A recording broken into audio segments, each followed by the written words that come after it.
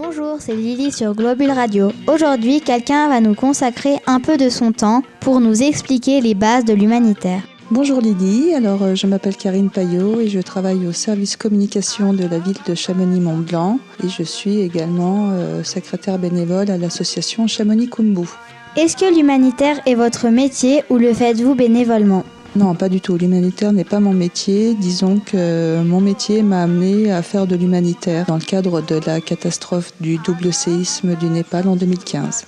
Est-ce que vous pouvez expliquer la cause pour laquelle vous vous êtes engagé ? Alors ça a d'abord commencé par un voyage en Himalaya en octobre 2014, voyage à titre personnel où j'ai découvert le peuple Sherpa et les communautés népalaises et je suis revenue enchantée de cette découverte, fascinée par ces gens qui ont le sourire en permanence alors qu'ils ont une vie simple et précaire et dans un contexte politique assez instable. Donc fatalement, quand le séisme s'est produit en 2015, alors que j'étais censée repartir 2 jours après en trek, l'idée de venir en aide à ces populations est devenue une priorité, une nécessité, d'autant que dans le cadre de ma fonction à la mairie de Chamonix, la municipalité et la collectivité, les collectivités locales avait souhaité s'investir dans un projet d'aide humanitaire et de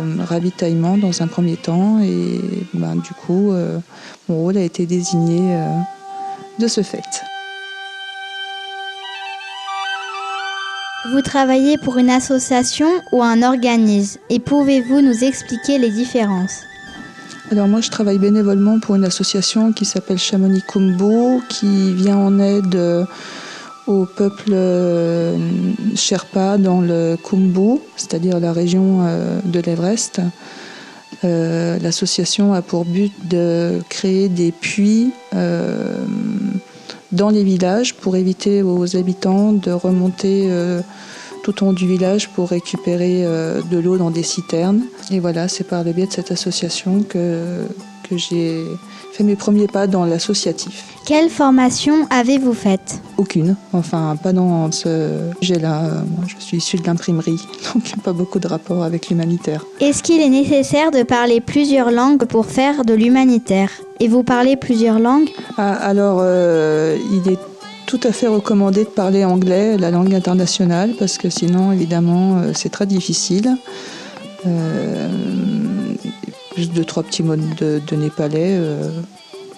Mais oui, c'est obligatoire de parler anglais. Sinon, on peut pas communiquer avec les gens. Quels sont les pays où vous avez déjà travaillé ? Uniquement le Népal. Pourquoi avez-vous choisi ce métier ou ce bénévolat ?